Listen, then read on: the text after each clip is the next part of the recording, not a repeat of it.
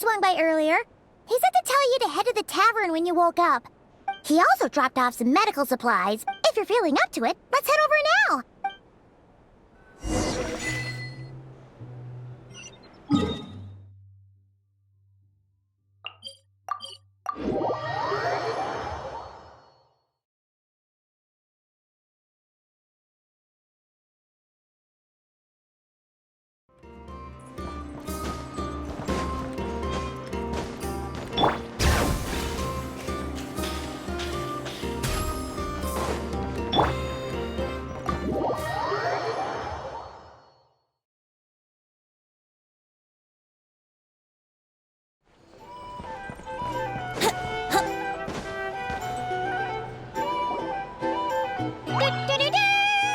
We're here! Oh, Traveler and Paimon! Perfect timing! We were literally just saying how there's no— How are you feeling today? Much better, thanks.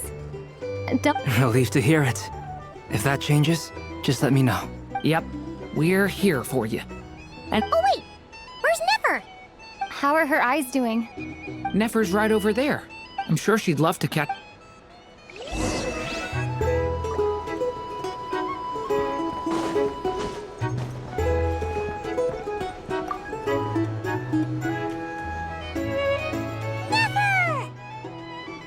Traveler, Paimon.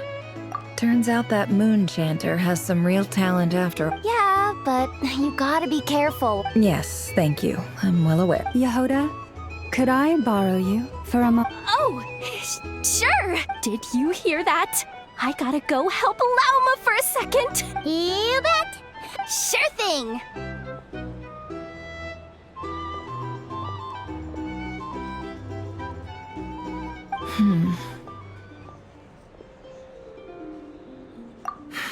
The Raker of Solnari. No, definitely. Anyone who seeks revenge out of hatred for other people has become a snake. Perhaps.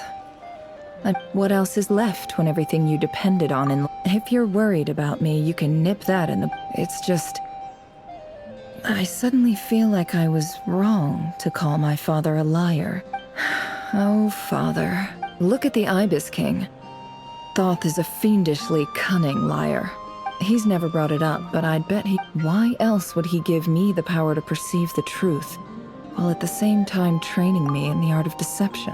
Well, King Deshret banished him to Aru, which is his response was to take on a physical form and approach me.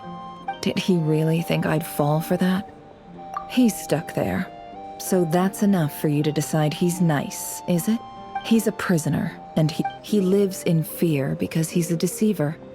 It's preposterous. Yet they say that a liar's soul is the most worthless thing in the world. What do you think? Oh, really? If you ask me, the soul of a liar really is worth nothing. For example, when something good falls into my lap, I don't— So be it. They have sharp ears. I can't keep anything from them. Wow. Is that what it looks like? Well, you all know my past now. When you find yourself in a situation you can't if you understand what's at stake. Very good. Oh wait! Now that the panic's over and we've all calmed down, after all that build-up, our mystery ally never showed up even once!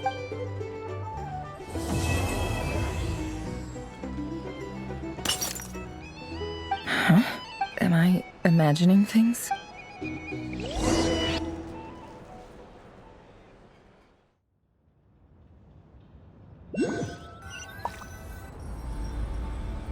So, that close colleague who stayed behind with you? Don't know, don't care.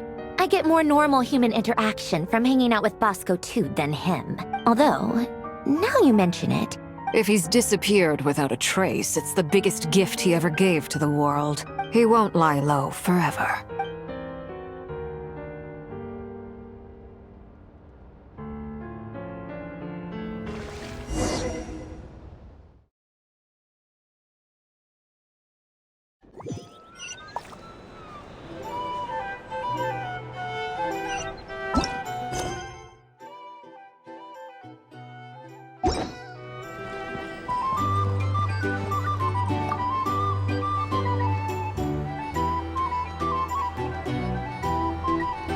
Ah, Lord Sangamabe.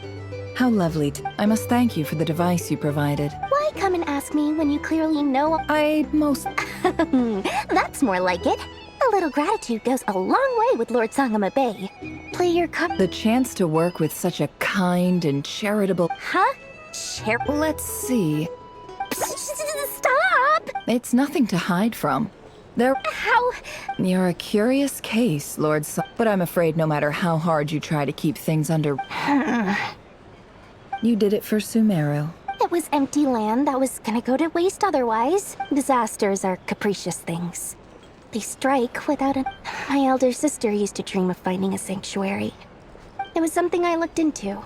But after discussing things with the Dendro Archon, I decided on a more effective strategy. The tech people handled the tech, and Moneybags provided the Mora.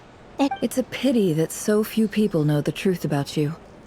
Everyone's... So? What's the problem with that? But surely you have dreams... You don't get it, do you? Just thinking about it makes... Thank you. For the... And the pen. Oh, that. Seems like we've both been away from home for a very long time. Yeah. So long that... That would be your mother... Yeah. Though it's been years since my sister passed away. It's not like I want to forget them, obviously, but my sister can't help me now. Slowly. Not everything will fade. Yeah, that's true. Well, that, plus... Oh, absolutely. I have tons of Mora. I bet you've got a lot going for you too, boss. I appreciate the vote.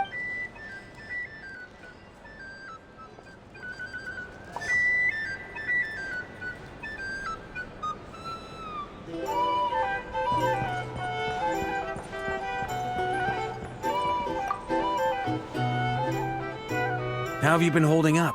Any adverse reactions? You don't need to worry about me, Grandmaster. I'm fine. I mean... What? You played an indispensable role in the battle for Nod-Krai. Sometimes, when people praise you, it's because you deserve it. Let's do a quick demonstration. Albedo, that was an incredible feat of alchemy. The pressure was on, but you worked flawlessly at lightning speed to get the job done. Thank you. I can't take all the credit, though. See? Did you catch that? A masterclass in how to take a compliment. Okay, yeah. I did work pretty hard to help prepare for the battle. No point denying that. Hey, you guys! Hey, look who's bounced back. Looking good, traveler. Seems like you've recovered. Can I get you a drink? Huh? You know how to order at a bar now? Handling a drinks order is ridiculously simple compared to alchemy. Paimon believes it. You're clearly a fast learner. To be totally honest, though, Paimon didn't... Don't worry, that's completely understandable. Unless you're a student of alchemy, it's hard to grasp the principle and how the process works. To put it in the simplest terms, we saw how our enemy stole the power of Kuvaki. And that gave us the idea of stealing his power to turn it against him. When facing an enemy you have no hope of defeating, it's best not to engage them in battle. So, instead of looking for a way to overpower him, we decided to help Columbina get strong enough to at least stand up to him in a fight. For this to work, we had to analyze his modes of attack. For added security, we prepared a total of 4 arrays. The alchemical array absorbed his abyssal power. Then Durin processed it to render it usable by Columbina. That power enabled her to do what would otherwise have been nigh on impossible. What surprised me was that Dainsleif actually agreed to join us. Given his history with Rerir, he had every right to sit this one out. It must have been a painful choice to make. Absolutely. He was torn between 2 paths, but in the end... Anyway, however you cut it...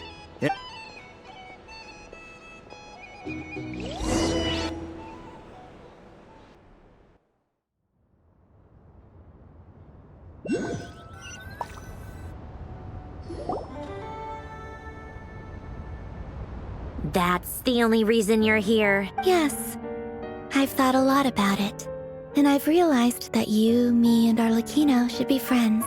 I think this is very important. Well, this is a new one. Do you not want to be friends with me? Or is it that you prefer being co-workers? What is this, Columbina? Are you— If your politeness module was active... Polonia! Please see Lady Columbina to the door. Will you still invite me to your next tea party? What? Yes, I think you will. Bye-bye, dear Sandrone.